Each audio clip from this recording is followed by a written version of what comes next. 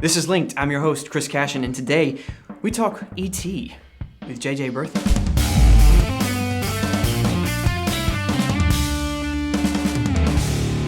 Thanks so much for being here. Sure. Very much. This is JJ. He's our awesome composer. Freaking awesome.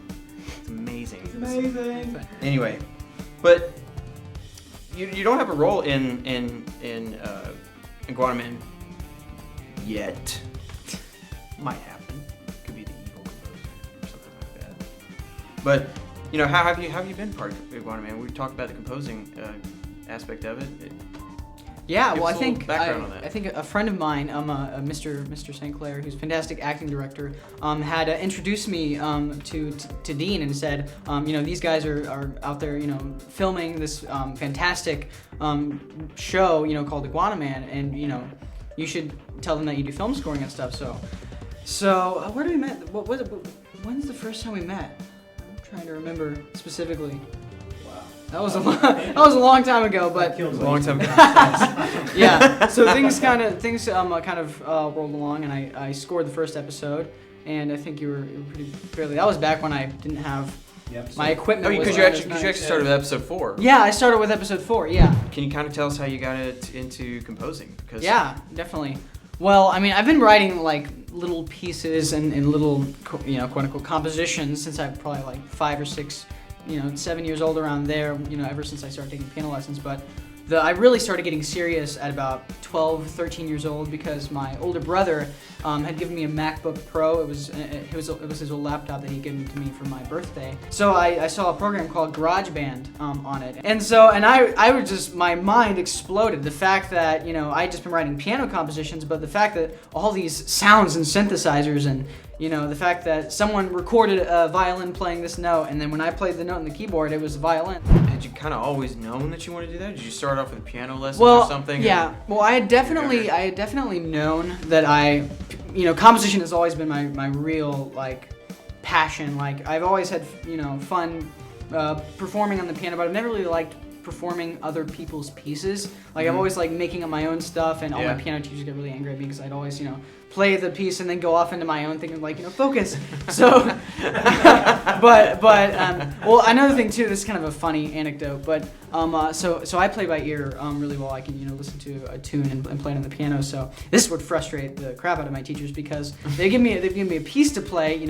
Say Beethoven's Pathetique Sonata, and I would sit there and I'd be a terrible sight reader because when I had played piano before and then I started taking lessons at 12. Piano lessons, and I could play pretty well. I could play, fast runs and scales and pretty technically difficult things, but I never read sheet music before, so my sight reading ability was far behind, so I was so impatient, and she was giving me these little pieces.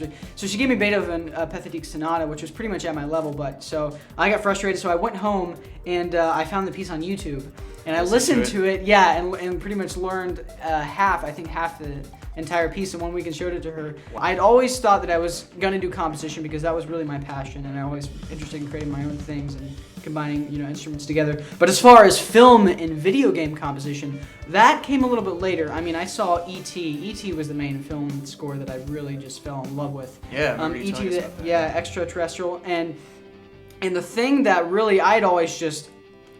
That score is, and it still is, complete awe to me. I didn't even understand. I could listen to some other music and kind of figure out what they were doing and be like, oh, that's that. But E.T. is just such an advanced, classical, brilliantly written score that it's really difficult to figure out what's going on. Yeah. You talked about composing, and I know that you do a lot of orchestral type stuff. Is that kind of your area of passion, I guess, or do you have a wide range of passion where it's not just orchestral, but more?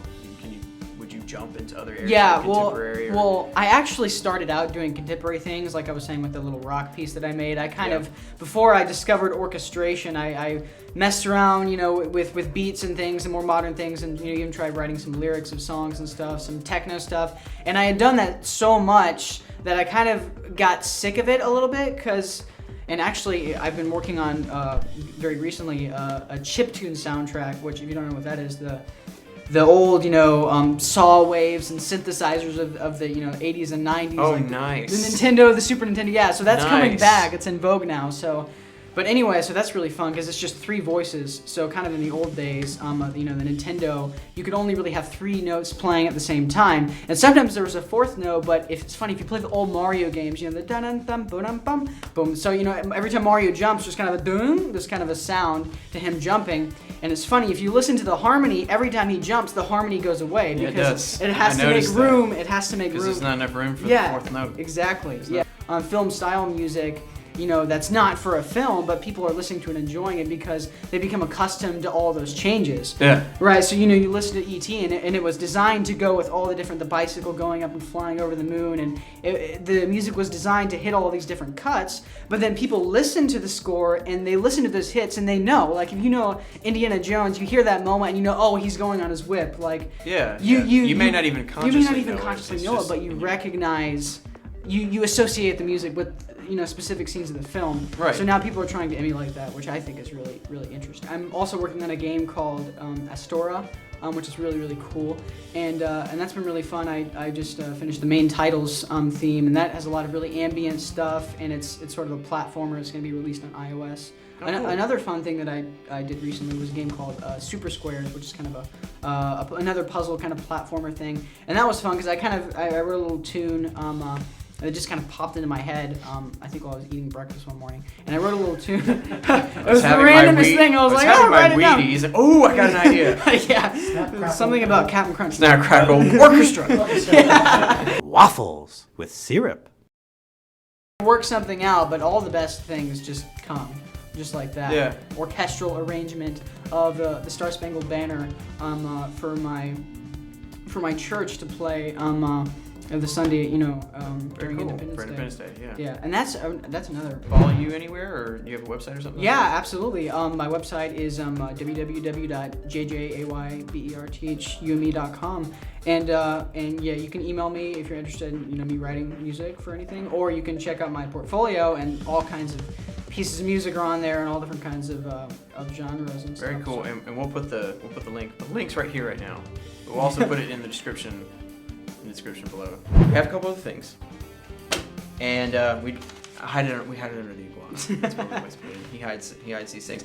They're questions that you guys don't know about, and we've been doing this for everybody. It's just kind of some rapid fire things. So the first thing that pops in your head. We'll start off with your favorites. So your favorite movie. Probably The Never-Ending Story. I know that's really cheesy. Oh no, that's not cheesy at all. Actor. Johnny Depp. What about composer? Favorite composer? Oh my gosh. Well, obviously John Williams as far as film music is going. I actually know who he is too. Elmer and Bernstein is fantastic. Henry Mancini is another great one. John Powell. Favorite song? Like a specific song. I love a lot of the Beatles stuff. How about a favorite book you've read? It had the biggest effect on you. Definitely the Inheritance series. It's a pretty recent cycle, 4 books written by Christopher Paolini. Biggest pet peeve? My biggest pet peeve. Well, I had, trailer music. How about a favorite musical? I mean, you're into favorite musical. Yeah. Probably West Side Story. Change things here. And again, this is kind of a rapid fire. This is a this or that. So it has to be one or the other. Okay. Can't be both. Can't be neither. Okay. So the first thing that pops in your head. Band or orchestra? Orchestra. I'm sorry. Cookies or cake? Cookies, by far. TV or movies? I would have said movies, but lately TV. LA or New York? Probably New York. How about piano or violin? Piano or violin? Well, I actually bought a violin recently. Reading or video games? Reading. Garfield or Charlie Brown? Garfield. Superhero or supervillain? Well, I'd have to be a superhero. All right, well, JJ, thanks so much for being here. And again, like I said, everyone needs to check out his website. Amazing composer. You're going to see a lot more of what he does in Iguana Man, which is coming out very, very soon. Thanks so much, JJ. Sure. Thanks for having me. I appreciate it. Absolutely. JJ, you're awesome. Thanks so much. Be sure to subscribe, follow us on Facebook and Twitter. You can also follow me, Chris Cashon, and we'll see you next time.